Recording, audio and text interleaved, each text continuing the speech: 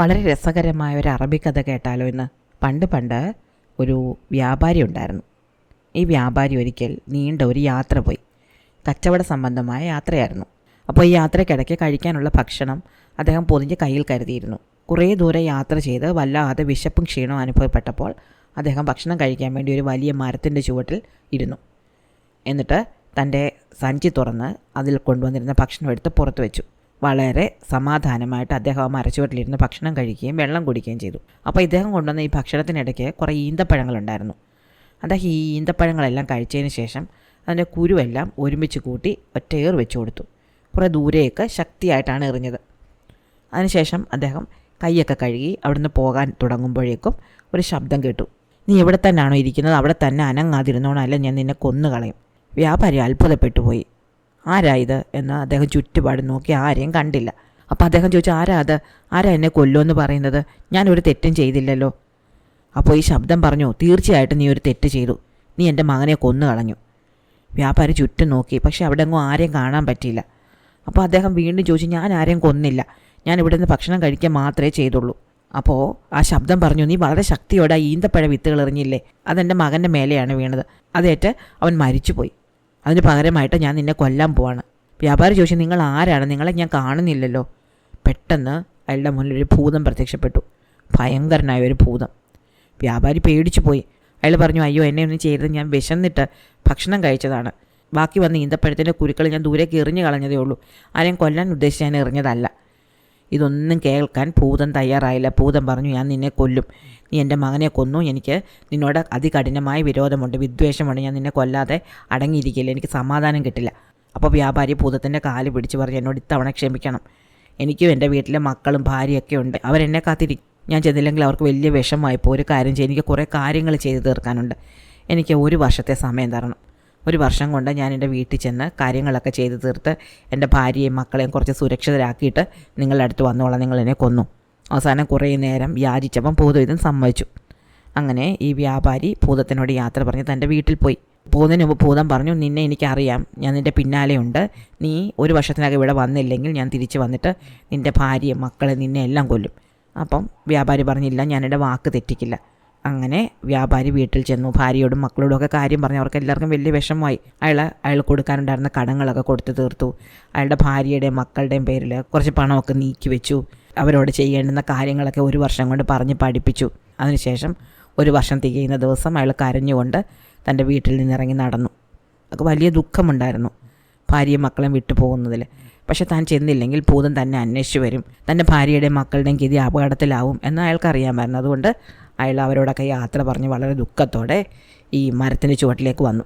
അയാൾ മരച്ചുവട്ടി വന്നപ്പോൾ അവിടെ ആരും ഉണ്ടായിരുന്നില്ല. അയാൾ വളരെ ദുഃഖത്തോടെ ആ മരത്തിൻ്റെ ചുവട്ടിലിരുന്നു. അപ്പോൾ അയാൾക്ക് വല്ലാത്ത സങ്കടം വന്നു. താൻ ഒരു തെറ്റും ചെയ്തില്ല. ഭക്ഷണം കഴിച്ചിട്ട് ഈന്തപ്പഴക്കുരു എടുത്ത് എറിഞ്ഞതേ ഉള്ളൂ. അബദ്ധം പറ്റിപ്പോയതാണ്. അതുകൊണ്ട് ഇങ്ങനെ മരണം നേരിടേണ്ടി വരും എന്ന് ഓർത്തില്ലല്ലോ. അയാൾ ഭയങ്കര വിഷമത്തോടെ അവിടെ നിന്ന് കരയാൻ തുടങ്ങി. അപ്പോൾ അതുവഴി ഒരു വൃദ്ധൻ വന്നു. അയാളുടെ കൂടെ ഒരു മാനും ഉണ്ടായിരുന്നു. വൃദ്ധൻ വന്ന് ചോദിച്ചു, നിങ്ങൾ എന്തിനാ ഇങ്ങനെ കരയുന്നത്? അപ്പോൾ ഈ വ്യാപാരി പറഞ്ഞു, എനിക്ക് ഒരബദ്ധം പറ്റി. 1 വർഷത്തിന് മുമ്പ് ഞാൻ ഇവിടെ നിന്ന് ഈന്തപ്പഴം തിന്നിട്ട് കുരു എറിഞ്ഞപ്പോൾ ഒരു ഭൂതത്തിൻ്റെ കുഞ്ഞ് മരിച്ചുപോയി. അപ്പോൾ ആ ഭൂതം എന്നെ കൊല്ലണം എന്നാണ് പറയുന്നത്. ഞാൻ 1 വർഷത്തെ സമയം മേടിച്ചു, അത് കഴിഞ്ഞു. ഇന്ന് ഭൂതം എന്നെ കൊല്ലും. എൻ്റെ മക്കൾ ചെറിയ കുട്ടികളാണ്, എൻ്റെ ഭാര്യ ഒരു യുവതിയാണ്. അവരെയൊക്കെ ഉപേക്ഷിച്ചിട്ട് ഇങ്ങനെ മരിക്കാൻ എനിക്ക് ഒട്ടും ഇഷ്ടമല്ല. എൻ്റെ പ്രായമായ മാതാപിതാക്കൾ ഇതെങ്ങനെ സഹിക്കും? എൻ്റെ വീടും എൻ്റെ കുടുംബവും എൻ്റെ നഗരവും ഒന്നും എനിക്കിനി കാണാൻ പറ്റില്ലല്ലോ. ഈ കഥ കേട്ടപ്പോൾ വൃദ്ധന് വലിയ സങ്കടം വന്നു. വൃദ്ധൻ പറഞ്ഞു, ഞാൻ എന്ത് ചെയ്യാനാണ്? എനിക്ക് എന്തെങ്കിലും ചെയ്യാൻ പറ്റുമായിരുന്നെങ്കിൽ ഞാൻ നിന്നെ സഹായിച്ചേനെ. അങ്ങനെ ഇവർ കഥ പറഞ്ഞുകൊണ്ടിരിക്കുമ്പോൾ മറ്റൊരു വൃദ്ധൻ ആ വഴി വന്നു. അയാളുടെ കൂടെ 2 കറുത്ത നായ്ക്കളുണ്ടായിരുന്നു. അപ്പോൾ ഇയാളും വന്ന് ഈ വ്യാപാരിയോട് എന്താ കരയുന്നതെന്ന് ചോദിച്ചു. വ്യാപാരി കാര്യം പറഞ്ഞു. അപ്പോൾ ആ വൃദ്ധനും പറഞ്ഞു, എനിക്ക് വലിയ ദുഃഖമുണ്ട് നിൻ്റെ കഥ കേട്ടിട്ട്, പക്ഷേ എനിക്കൊന്നും ചെയ്യാനില്ലല്ലോ, അല്ലെങ്കിൽ ഞാൻ നിന്നെ സഹായിച്ചേനെ. എന്തായാലും ഒരു കാര്യം ചെയ്യും, ഈ ഭൂതത്താൻ നിൻ്റെ അടുത്ത് വരുന്നത് വരെ ഞങ്ങൾ 2 പേരും നിൻ്റെ കൂടിയിരിക്കാം. ഭൂതത്താൻ വരുമ്പോൾ ഞങ്ങളൊന്ന് പറഞ്ഞു നോക്കാം. ആരെങ്കിലും പറയുന്നത് കേട്ടിട്ട് ഈ ഭൂതത്താൻ എന്തെങ്കിലും അലിവ് തോന്നിയാലോ. അങ്ങനെ ഈ വൃദ്ധന്മാർ 2 പേരും കൂടെ ഈ വ്യാപാരിയുടെ കൂടെ അവിടെ കാത്തിരുന്നു. കുറേ നേരം കഴിഞ്ഞ് വലിയ കാറ്റടിക്കുന്ന ശബ്ദം കേട്ടു. നോക്കുമ്പോൾ ദൂരെ നിന്ന് പൊടി ഇങ്ങനെ പറന്നു വരികയാണ്. ഭൂതത്താൻ്റെ വരവാണ്. ഈ വ്യാപാരിയാണെങ്കിൽ പേടിച്ച് വിറയ്ക്കാൻ തുടങ്ങി. അപ്പോൾ 2 വൃദ്ധന്മാരും വ്യാപാരിയുടെ 2 വശം നിന്ന് അയാളെ ചേർത്ത് പിടിച്ചു. അങ്ങനെ നിന്നപ്പോൾ ഭൂതത്താൻ വന്നു. ഭൂതത്താൻ പറഞ്ഞു, നീ വാക്ക് പാലിച്ചല്ലോ, വാ, ഞാൻ നിന്നെ കൊല്ലാൻ പോവാണ്. അപ്പോൾ ഒന്നാമത്തെ വൃദ്ധൻ പറഞ്ഞു, ഒരു നിമിഷം നിൽക്കണേ, ഞങ്ങൾ രണ്ടുപേരും ഇയാൾക്ക് വേണ്ടി വാദിക്കാൻ വന്നതാണ്. ഇയാൾ ഒരു നിഷ്കളങ്കനാണ്, അയാൾ അറിയാതെ ചെയ്തു പോയ തെറ്റല്ലേ, അതുകൊണ്ട് നിങ്ങൾ അയാളോട് ക്ഷമിക്കണം. അപ്പോൾ ഭൂതത്താൻ പറഞ്ഞില്ലേ, ഞാൻ ക്ഷമിക്കില്ല, അയാൾ കാര്യങ്ങൾ ചെയ്യുമ്പോൾ കൂടുതൽ സൂക്ഷ്മതയോടെ ചെയ്യണമായിരുന്നു. അപ്പോൾ വൃദ്ധന്മാർ പറഞ്ഞു, നിങ്ങൾ ഒരു തവണ ഒന്ന് ആലോചിച്ച് നോക്കൂ, ഇയാൾക്കും വീടും കുടുംബവും ഒക്കെ ഉള്ളതല്ലേ, നിങ്ങൾക്കുണ്ടായ ദുഃഖം പോലെ തന്നെ ഇയാളുടെ കുടുംബത്തിന് ദുഃഖം ഉണ്ടാവില്ലേ? ഒരാളുടെ ദുഃഖത്തിന് പകരം മറ്റൊരാളെ ദുഃഖിപ്പിച്ചുകൊണ്ട് ഒരു പ്രയോജനം ഇല്ലല്ലോ. അപ്പോഴും ഭൂതം ഇതൊന്നും കേൾക്കാൻ തയ്യാറായില്ല. അപ്പോൾ വൃദ്ധൻ പറഞ്ഞു, ഒരു കാര്യം ചെയ്യാം, ഞങ്ങൾ രണ്ടുപേരും ഞങ്ങളുടെ കഥകൾ നിന്നോട് പറയാം. ആ കഥകൾ നിങ്ങൾക്ക് ഇഷ്ടപ്പെടുകയാണെങ്കിൽ നിങ്ങൾ ഈ വ്യാപാരിയോട് ക്ഷമിക്കണം. അപ്പോൾ ഭൂതത്താൻ പറഞ്ഞു, ശരി, നിങ്ങൾ കഥ പറ, ഈ കഥ ഇഷ്ടപ്പെട്ട് എനിക്ക് രസിക്കുകയാണെങ്കിൽ ഞാൻ ഇയാളോട് ക്ഷമിക്കാം. അങ്ങനെ ഒന്നാമത്തെ വൃദ്ധൻ കഥ പറയാൻ തുടങ്ങി. അയാൾ പറഞ്ഞു, ഇത് എൻ്റെ കൂടെയുള്ള ഈ മാനുണ്ടല്ലോ, അത് ഒരു സാധാരണ മാനല്ല, അതെൻ്റെ ഭാര്യയാണ്. അവൾ വളരെ സുന്ദരിയായ ഒരു സ്ത്രീയായിരുന്നു. ഞങ്ങൾ വളരെ സന്തോഷത്തോടെ ജീവിക്കുകയായിരുന്നു. പക്ഷേ ഞങ്ങൾക്കൊരു ദുഃഖമുണ്ടായിരുന്നു, ഞങ്ങൾക്ക് മക്കളില്ല. അപ്പോൾ എൻ്റെ പാരമ്പര്യം നിലനിർത്തണമല്ലോ, എനിക്കൊരു പിൻഗാമി വേണമല്ലോ, അതുകൊണ്ട് ഞാൻ എൻ്റെ ഭാര്യയുടെ തന്നെ അനുവാദത്തോടെ മറ്റൊരു വിവാഹം കഴിച്ചു. അങ്ങനെ അവളിലൂടെ എനിക്കൊരു മകനും ജനിച്ചു. 2 ഭാര്യമാരെയും ഞാൻ ഒരുപോലെയാണ് കണ്ടത്, അവരെ രണ്ടുപേരെയും ഞാൻ ഒരുപോലെ സ്നേഹിച്ചു. എന്നിട്ടും എൻ്റെ ആദ്യ ഭാര്യയ്ക്ക് രണ്ടാമത്തെ ഭാര്യയുടെ അസൂയ തോന്നി. അവൾ രഹസ്യമായിട്ട് മന്ത്രവാദം പഠിച്ചു. എൻ്റെ മകൻ വളർന്ന ഒരു യുവാവായി തീർന്നു. ആ സമയത്ത് വ്യാപാരത്തിനായിട്ട് എനിക്കൊരു യാത്ര പോകേണ്ടി വന്നു. ഏകദേശം 1 വർഷത്തോളം ഞാൻ യാത്രയിലായിരുന്നു. ഈ സമയത്ത് എൻ്റെ ആദ്യ ഭാര്യ അവളുടെ മാന്ത്രിക ശക്തി കൊണ്ട് എൻ്റെ രണ്ടാമത്തെ ഭാര്യയെ ഒരു പശുവും അവളുടെ മകനെ ഒരു കാളക്കുട്ടിയുമാക്കി മാറ്റി. എന്നിട്ട് ഒരു കർഷകന് അവരെ രണ്ടുപേരെയും വിറ്റു. ഞാൻ വീട്ടിൽ തിരിച്ചു വന്നപ്പോൾ എൻ്റെ ഭാര്യ മരിച്ചു പോയെന്നും എൻ്റെ മകൻ നാട് വിട്ടുപോയെന്നും എൻ്റെ ആദ്യ ഭാര്യ എന്നോട് പറഞ്ഞു. ഞാൻ അവളെ വിശ്വസിക്കുകയും ചെയ്തു. എനിക്ക് ഇക്കാര്യത്തിൽ വലിയ ദുഃഖമുണ്ടായിരുന്നു. എൻ്റെ മകനെ ഞാൻ കുറേ തിരഞ്ഞെങ്കിലും കണ്ടു കിട്ടിയുമില്ല. കുറച്ച് കാലങ്ങൾക്ക് ശേഷം ഞങ്ങളുടെ നാട്ടിൽ ഉത്സവം വന്നു. സാധാരണ ഞങ്ങളുടെ നാട്ടിലെ ഉത്സവത്തിന് ദൈവപ്രീതിക്കായിട്ട് മൃഗങ്ങളെ ബലി കൊടുക്കാറുണ്ട്. അപ്പോൾ എനിക്ക് ബലി കൊടുക്കാൻ ഒരു മൃഗത്തിനെ വേണ്ടിയിരുന്നു. എൻ്റെ ആദ്യ ഭാര്യ ഒരു പശുവിനെ വാങ്ങിക്കൊണ്ടുവന്ന് ബലി കൊടുക്കാൻ വേണ്ടിയിട്ട്. അത് യഥാർത്ഥത്തിൽ എൻ്റെ രണ്ടാമത്തെ ഭാര്യ തന്നെയായിരുന്നു. ഞാനിത് അറിഞ്ഞില്ല. അതിനെ വെട്ടാൻ വേണ്ടിയിട്ട് ഞാൻ കത്തി ഉയർത്തിയപ്പോൾ പശു ഉച്ചത്തിൽ അലറി. അതിൻ്റെ കരച്ചിലും പെരുമാറ്റമൊക്കെ കണ്ട് എനിക്ക് വല്ലാത്ത വിഷമം തോന്നി. ഞാൻ പതറിപ്പോയി. അപ്പോൾ എൻ്റെ ആദ്യ ഭാര്യ പറഞ്ഞു, നിങ്ങൾക്ക് കൊല്ലാൻ വയ്യെങ്കിൽ ഞാൻ ഒരു കർഷകനെ വിളിക്കാം, അയാൾ വന്ന് കൊല്ലട്ടെ. അങ്ങനെ ഇവൾ ആർക്കാണോ ഈ പശുവിനെ വിറ്റത് ആ കർഷകനെ വിളിച്ചുകൊണ്ട് വന്ന് അവൾ ആ ബലി നടത്തിച്ചു. അങ്ങനെ ആ പശു ചത്തു. അതിനുശേഷം ആ പശുവിൻ്റെ തൊലി നീക്കം ചെയ്തപ്പോൾ അതിന് തീരെ മാംസം ഉണ്ടായിരുന്നില്ല. അത് കണ്ടാൽ എനിക്ക് വലിയ വിഷമം തോന്നി. ക്ഷീണിതയായ ഒരു പശുവിനെ ബലി കഴിപ്പിച്ചതുകൊണ്ട് ദൈവത്തിന് പ്രീതി ഉണ്ടാവില്ല, ദൈവത്തിന് കോപം വരും എന്നെനിക്ക് പേടി വന്നു. അതുകൊണ്ട് മറ്റൊരു മൃഗത്തിനെ ബലി കൊടുക്കാമെന്ന് ഞാൻ തീരുമാനിച്ചു. അപ്പോൾ എൻ്റെ ഭാര്യ പറഞ്ഞു, അതിനായി ഞാനൊരു കാളക്കുട്ടിയെ കണ്ടുവച്ചിട്ടുണ്ട്, ഞാൻ പോയി അതിനെ കൊണ്ടുവരാം. അങ്ങനെ എൻ്റെ ആദ്യ ഭാര്യ ഒരു കാളക്കുട്ടി എൻ്റെ മുന്നിൽ കൊണ്ടുവന്നു. അത് എൻ്റെ മകൻ തന്നെയായിരുന്നു. എനിക്കത് മനസ്സിലായില്ല. ഞാനതിനെ കൊല്ലാൻ ശ്രമിച്ചപ്പോൾ അതിൻ്റെ കണ്ണിൽ നിന്നും കുടുകുട കണ്ണുനീരൊഴുകാൻ തുടങ്ങി. അപ്പോൾ എനിക്ക് വല്ലാത്ത വിഷമം വന്നു. മാത്രമല്ല ആ കാളക്കുട്ടി എൻ്റെ കാലുകളിൽ എൻ്റെ തല കൊണ്ട് ഉരസാൻ തുടങ്ങി. അപ്പോൾ എനിക്ക് അതിനോട് വല്ലാത്ത സഹതാപം തോന്നി. ഞാൻ അതിനെ കൊല്ലാൻ സമ്മതിച്ചില്ല. അപ്പോൾ എൻ്റെ ഭാര്യ പലതവണ എന്നോട് പറഞ്ഞു, അതിനെ കൊല്ലാം, അല്ലെങ്കിൽ ദൈവം നമ്മെ ശപിക്കും, ദൈവത്തിന് ആദ്യ ബലി തൃപ്തിയായിട്ടില്ല എന്ന്. പക്ഷേ ഞാൻ അവളോട് പറഞ്ഞു, അടുത്ത ഉത്സവത്തിന് നമുക്ക് ഇവനെ കൊല്ലാം, അവൻ കുറച്ചുകൂടി വളരട്ടെ എന്ന്. അങ്ങനെ ഞാൻ അതിൻ്റെ ഉടമയായ കർഷകനെ വിളിച്ചിട്ട് ഈ കാളയെ 1 വർഷത്തേക്കും കൂടി നോക്കിക്കൊള്ളാൻ പറഞ്ഞു. അടുത്ത ദിവസം ഈ കർഷകൻ എന്നെ വന്ന് കണ്ടുവന്നിട്ട് പറഞ്ഞു, അദ്ദേഹത്തിൻ്റെ മകൾ കുറേ മന്ത്രവാദങ്ങളൊക്കെ അറിയാവുന്നൊരു പെൺകുട്ടിയാണ്, അവൾക്ക് എന്നോട് എന്തോ സംസാരിക്കാനുണ്ടെന്ന്, അത് രഹസ്യമായിരിക്കണമെന്നും എൻ്റെ ഭാര്യ അറിയരുന്നു ഈ കർഷകൻ എന്നോട് പറഞ്ഞു. അങ്ങനെ ഞാൻ ഈ പെൺകുട്ടിയെ ചെന്ന് കണ്ടു. അപ്പോൾ അവൾ എന്നോട് പറഞ്ഞു, ഈ കാളക്കുട്ടി എൻ്റെ സ്വന്തം മകനാണ്, അവൻ്റെ അമ്മയായ പശുവിനെ ഞാൻ കൊന്നു കളഞ്ഞു, അതിനെയാണ് ഞാൻ ബലി അർപ്പിച്ചത്, ഇതെല്ലാം ചെയ്തത് എൻ്റെ ആദ്യ ഭാര്യയാണ് എന്നൊക്കെ. ഇതൊക്കെ കേട്ട് ഞാൻ അമ്പരന്ന് പോയി. എൻ്റെ ആദ്യ ഭാര്യ ഇങ്ങനെ ചെയ്യുമെന്ന് ഞാൻ പ്രതീക്ഷിച്ചിരുന്നതേ ഇല്ല. അപ്പോൾ ഈ പെൺകുട്ടി എന്നോട് പറഞ്ഞു, എൻ്റെ മകനെ അവൾക്ക് കൊടുക്കുകയാണെങ്കിൽ അവന് മനുഷ്യരൂപം വീണ്ടെടുക്കാൻ അവൾ സഹായിക്കാമെന്ന്. ഞാനങ്ങനെ സമ്മതിച്ചു. ആ പെൺകുട്ടി അവളുടെ മന്ത്രശക്തി കൊണ്ട് എൻ്റെ മകനെ വീണ്ടും ഒരു മനുഷ്യനാക്കി മാറ്റി. എൻ്റെ ഭാര്യ എൻ്റെ വീട്ടിലുള്ളതിനാൽ അവൻ എൻ്റെ വീട്ടിലേക്ക് വരാൻ തയ്യാറായില്ല. അവൻ ആ പെൺകുട്ടിയെ വിവാഹം കഴിച്ച് ആ കർഷകൻ്റെ വീട്ടിൽ താമസമാക്കി. ഇതറിഞ്ഞ് എൻ്റെ ആദ്യ ഭാര്യയ്ക്ക് വല്ലാതെ വിദ്വേഷം വരികയും അവൾ വീണ്ടും അവനെ ഉപദ്രവിക്കാൻ ശ്രമിക്കുകയും ചെയ്തു.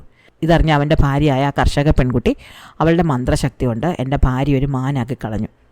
ഈ സംഭവങ്ങൾക്ക് ശേഷം എൻ്റെ മകനും അവൻ്റെ ഭാര്യയും നാട് വിട്ടുപോയി. അവരെവിടെ പോയി എന്ന് എനിക്ക് അറിഞ്ഞുകൂടാ. അവനെ കണ്ടെത്താനുള്ള ശ്രമത്തിലാണ് ഞാനിപ്പോൾ. അതിനുവേണ്ടിയാണ് ഞാൻ ഇറങ്ങി തിരിച്ചത്. അപ്പോൾ ഭൂതത്താനെ, എൻ്റെ ഈ കഥ നിനക്ക് അല്പമെങ്കിലും ഇഷ്ടപ്പെട്ടെങ്കിൽ നീ ഈ മനുഷ്യനോട് ക്ഷമിക്കണം. അപ്പോൾ ഭൂതത്താൻ പറഞ്ഞു, കൊള്ളാം, എനിക്ക് ഈ കഥ കുറച്ച് ഇഷ്ടപ്പെട്ടു, അതുകൊണ്ട് ഞാൻ ഇവൻ്റെ തെറ്റ് പകുതി ക്ഷമിച്ചിരിക്കുന്നു. അപ്പോൾ രണ്ടാമത്തെ വ്യാപാരി പറഞ്ഞു, അങ്ങനെയാണെങ്കിൽ എൻ്റെ കഥ കൂടി നീ ഒന്ന് കേട്ട് നോക്ക്, ചിലപ്പോൾ നിനക്ക് അത് ഇഷ്ടപ്പെട്ടാലോ. ഇതാ നോക്ക്, എൻ്റെ കൂടെ 2 പട്ടികളെ കണ്ടു, 2 കറുത്ത നായ്ക്കൾ. ഇവർ എൻ്റെ സഹോദരന്മാരാണ്. ഇവരെന്താണ് ഇങ്ങനെ ആയത് എന്ന് ഞാൻ പറഞ്ഞുതരാം. ഞങ്ങളുടെ പിതാവ് മരിച്ചപ്പോൾ ഞങ്ങൾക്ക് 3 പേർക്കും 1000 സ്വർണ്ണ നാണയങ്ങൾ വീതം തന്നു. ആ തുക ഉപയോഗിച്ച് ഞങ്ങൾ എന്തെങ്കിലും കച്ചവടം ചെയ്ത് ജീവിക്കണം എന്നാണ് ഞങ്ങളുടെ പിതാവ് ആഗ്രഹിച്ചത്. ഞാൻ ഞങ്ങളുടെ നാട്ടിൽ തന്നെയാണ് കച്ചവടം നടത്തിയത്. അതേസമയം എൻ്റെ സഹോദരന്മാർ വിദേശത്ത് പോയി. പക്ഷേ അവരുടെ യാത്ര പരാജയപ്പെട്ടു. അവർക്ക് പല അപകടങ്ങളും സംഭവിക്കുകയും അവരുടെ കയ്യിലുണ്ടായിരുന്ന പണം നഷ്ടപ്പെടുകയും ചെയ്തു. അവർ വല്ലാത്ത ദാരിദ്ര്യത്തിലായി തീർന്നു. അങ്ങനെ അവർ എൻ്റെ അടുത്ത് വീണ്ടും തിരിച്ചെത്തി. ഈ സമയത്ത് നാട്ടിൽ തന്നെ കച്ചവടം ചെയ്ത് ഞാൻ എനിക്ക് കിട്ടിയ 1000 സ്വർണ്ണ നാണയം 6000 സ്വർണ്ണ നാണയമാക്കി വർദ്ധിപ്പിച്ചിരുന്നു. അതുകൊണ്ട് എൻ്റെ സഹോദരന്മാർ എൻ്റെ അടുത്ത് വന്നപ്പോൾ ഞാൻ അവരെ സഹായിച്ചു. എൻ്റെ കയ്യിലുണ്ടായിരുന്ന 6000 സ്വർണ്ണ നാണയങ്ങളിൽ നിന്ന് 1000 വീതം ഞാൻ ഇവർക്ക് 2 പേർക്കും നൽകി. അപ്പോൾ ബാക്കി 4000 സ്വർണ്ണ നാണയം ഉണ്ടായിരുന്നു. ആ 4000 സ്വർണ്ണ നാണയങ്ങളിൽ നിന്ന് 3000 സ്വർണ്ണ നാണയങ്ങൾ ഞാൻ എൻ്റെ വീടിനുള്ളിൽ കുഴിച്ചിട്ടു. ബാക്കി 1000 എടുത്തുകൊണ്ട് ഞാൻ വിദേശത്തേക്ക് യാത്ര പോയി. എൻ്റെ ഭാഗ്യം പരീക്ഷിക്കാൻ വേണ്ടിയിട്ടാണ് ഞാൻ അങ്ങനെ പോയത്. ഞാൻ ആവശ്യമായ സാധനങ്ങൾ വാങ്ങി കപ്പലിൽ കയറ്റി കാറ്റ് അനുകൂലമായ സമയം നോക്കി യാത്ര ചെയ്തു. അങ്ങനെ ഏകദേശം 1 മാസങ്ങൾക്ക് ശേഷം ഞങ്ങളൊരു തുറമുഖത്തെത്തി. അവിടെ ഞാൻ കച്ചവടം നടത്തി നല്ല ലാഭവും കിട്ടി. അങ്ങനെ ഞാൻ കൊണ്ടുവന്ന 1000 സ്വർണ്ണ നാണയങ്ങൾ 10000 സ്വർണ്ണ നാണയങ്ങളാക്കി വർദ്ധിപ്പിക്കാൻ എനിക്ക് കഴിഞ്ഞു. പോകാൻ നേരത്ത് ഒരു മോശപ്പെട്ട വസ്ത്രം ധരിച്ച ഒരു സ്ത്രീ എൻ്റെ അടുത്ത് വന്നു. അവർ സുന്ദരിയായിരുന്നു, പക്ഷേ അവരുടെ വസ്ത്രങ്ങളാകെ മുഷിഞ്ഞിരുന്നു, ദേഹമൊക്കെ അഴുക്കായിരുന്നു. അവൾ എൻ്റെ അടുത്ത് വന്നിട്ട് പറഞ്ഞു, ഞാൻ ഈ നാട്ടുകാരിയാണ്, നിങ്ങളെനിക്കിഷ്ടപ്പെട്ടു, നിങ്ങളെന്നെ വിവാഹം കഴിക്കാമോന്ന്. എനിക്ക് അവളുടെ മുഖം വളരെയധികം ഇഷ്ടപ്പെട്ടെങ്കിൽ അവളുടെ വസ്ത്രധാരണവും അവളുടെ ദേഹത്തെ അഴുക്കും ഒക്കെ കണ്ടപ്പോൾ അവളെ വേണ്ട എന്നാണ് തോന്നിയത്. പക്ഷേ അവൾ പറഞ്ഞു, അവളുടെ ദാരിദ്ര്യം കണക്കിലെടുക്കരുത്, അവളെ വിവാഹം കഴിക്കുന്നത് കൊണ്ട് എനിക്ക് ലാഭമേ ഉണ്ടാകൂ, തീർച്ചയായിട്ടും അവളെ വിശ്വസിച്ച് ഞാൻ അവളെ സ്വീകരിക്കണമെന്ന്. എന്തായാലും എന്നോട് ഇങ്ങോട്ട് വന്ന് ആവശ്യപ്പെട്ടതല്ലേ, വിവാഹം കഴിക്കാമെന്ന് ഞാൻ കരുതി. അങ്ങനെ ഞാൻ അവളെ വിവാഹം കഴിച്ചു. അവളെയും കൂടി കപ്പലിൽ കയറ്റിക്കൊണ്ടാണ് ഞാൻ തിരിച്ചു വന്നത്. പക്ഷേ യാത്രയിൽ അവളുടെ പെരുമാറ്റം എനിക്ക് വളരെയധികം ഇഷ്ടപ്പെട്ടു. കാറ്റിൻ്റെ ഗതി അവൾക്കറിയാമായിരുന്നു. പലപ്പോഴും എൻ്റെ യാത്രയിൽ അവളുടെ ഉപദേശങ്ങൾ എനിക്ക് വളരെയധികം സഹായകമായി. മാത്രമല്ല, മേഘങ്ങളുടെയും സൂര്യൻ്റെയും ഗതിയൊക്കെ നോക്കി കാലാവസ്ഥ പ്രവചിക്കാനും കപ്പലിലെ ആൾക്കാർക്ക് രോഗങ്ങൾ വന്നാൽ ചികിത്സിക്കാനും ഭക്ഷണം പാകം ചെയ്യാനും ഒക്കെ അവൾ ഞങ്ങളെ സഹായിച്ചു. അങ്ങനെ ഞാൻ അവളെ വിവാഹം കഴിച്ചത് വളരെ നന്നായി എന്നെനിക്ക് തോന്നിത്തുടങ്ങി. ഞാൻ അവളെ വളരെയധികം സ്നേഹിക്കാൻ തുടങ്ങി. അങ്ങനെ ഞങ്ങൾ നാട്ടിലേക്ക് തിരിച്ചു വന്നു. എൻ്റെ അഭിവൃദ്ധി കണ്ട എൻ്റെ 2 സഹോദരന്മാർക്കും വളരെയധികം അസൂയ തോന്നി. കാരണം ഞാൻ കൊടുത്ത 1000 സ്വർണ്ണ നാണയങ്ങൾ അവർക്ക് വർദ്ധിപ്പിക്കാൻ പറ്റിയിരുന്നില്ല. ഒരു ദിവസം ഞാനും ഭാര്യ ഉറങ്ങിക്കിടന്നപ്പോൾ അവർ 2 പേരും ഞങ്ങളുടെ വീട്ടിൽ കടന്നിട്ട് ഞങ്ങളെ എടുത്ത് കടലിലെറിഞ്ഞു. പക്ഷെ ഞാൻ വെള്ളത്തിൽ വീഴുന്നതിന് തൊട്ട് മുമ്പ് ആരോ എന്നെ താങ്ങി എടുക്കുന്നതായിട്ട് എനിക്ക് തോന്നി. ഞാൻ നോക്കുമ്പോൾ എൻ്റെ ഭാര്യയാണ്. അവൾ എന്നെ എടുത്തൊരു ദ്വീപിൽ കൊണ്ടെത്തിച്ചു. എന്നിട്ട് പറഞ്ഞു, ഞാനൊരു സാധാരണക്കാരിയല്ല, ഞാനൊരു ജിന്നാണ്. നീ കപ്പൽ കയറാൻ പോകുമ്പോൾ കരയിലുണ്ടായിരുന്നു ഞാൻ. അപ്പോൾ നിൻ്റെ ഹൃദയത്തിൻ്റെ നന്മയൊന്ന് പരീക്ഷിക്കണം, നീ നല്ലവനാണെങ്കിൽ നിന്നെ സഹായിക്കണം എന്ന് കരുതിയാണ് നിന്നോട് ഞാൻ എന്നെ വിവാഹം കഴിക്കാൻ പറഞ്ഞത്. നീ വളരെ ഉദാരമായിട്ട് എന്നോട് പെരുമാറി. അതുകൊണ്ട് നിന്നോടുള്ള നന്ദി പ്രകടിപ്പിക്കാൻ ഞാൻ ഈ അവസരം മുതലെടുക്കുകയാണ്. നിൻ്റെ ജീവൻ ഞാൻ രക്ഷപ്പെടുത്തി കഴിഞ്ഞിരിക്കുന്നു. നിന്നെ ഞാൻ നിൻ്റെ വീട്ടിലേക്ക് തന്നെ തിരിച്ചു കൊണ്ടുപോകാം. പക്ഷെ ഒരിക്കലും നിൻ്റെ സഹോദരന്മാരോട് ഞാൻ പൊറുക്കുകയില്ല. അപ്പോൾ ഞാൻ പറഞ്ഞു, അവരെൻ്റെ സഹോദരന്മാരില്ല, എന്തായാലും അവർക്ക് തെറ്റ് പറ്റിപ്പോയി, അവരോട് ക്ഷമിക്കണം. അവൾ പറഞ്ഞില്ല, ഞാൻ അവരോട് ക്ഷമിക്കുകയില്ല. അങ്ങനെ അവൾ അവരെ 2 പേരെയും ഓരോ പട്ടികളാക്കി മാറ്റിയിട്ട് അവിടുന്ന് പോയി കളഞ്ഞു. അടുത്ത 10 വർഷത്തേക്ക് ഇവർ പട്ടികളായി തന്നെ തുടരുമെന്ന് പറഞ്ഞിട്ടാണ് എൻ്റെ ഭാര്യ പോയത്. അവളെ എവിടെ വെച്ച് കണ്ടുമുട്ടാൻ പറ്റും എന്ന് അവൾ എന്നോട് പറഞ്ഞിട്ടുണ്ട്. അതുകൊണ്ട് അവളെ തേടി ഞാൻ പോവുകയാണ്. ഈ യാത്രയുടെ അവസാനം ഞാൻ അവളെ കണ്ടുമുട്ടുകയും അവളോടൊന്നിച്ച് ചേരുകയും ചെയ്യും. അപ്പോൾ ഭൂതം പറഞ്ഞു, കൊള്ളാം, നിങ്ങളുടെ കഥ എനിക്ക് ഇഷ്ടപ്പെട്ടു, ഞാൻ ഇവൻ്റെ തെറ്റ് പകുതി കൂടി ക്ഷമിച്ചിരിക്കുന്നു. അങ്ങനെ ഇവൻ്റെ ജീവൻ ഞാൻ തിരിച്ചു നൽകുകയാണ്. ഇതും പറഞ്ഞുകൊണ്ട് ആ ഭൂതം അവിടെ നിന്ന് അപ്രത്യക്ഷരായി. വ്യാപാരിയും ആ 2 വൃദ്ധന്മാരും വളരെയധികം സന്തോഷിച്ചു. വ്യാപാരി ആ വൃദ്ധന്മാർക്ക് നന്ദി പറഞ്ഞു. വ്യാപാരി അദ്ദേഹത്തിൻ്റെ കുടുംബത്തിൻ്റെ അടുത്തേക്ക് തിരിച്ചുപോയി.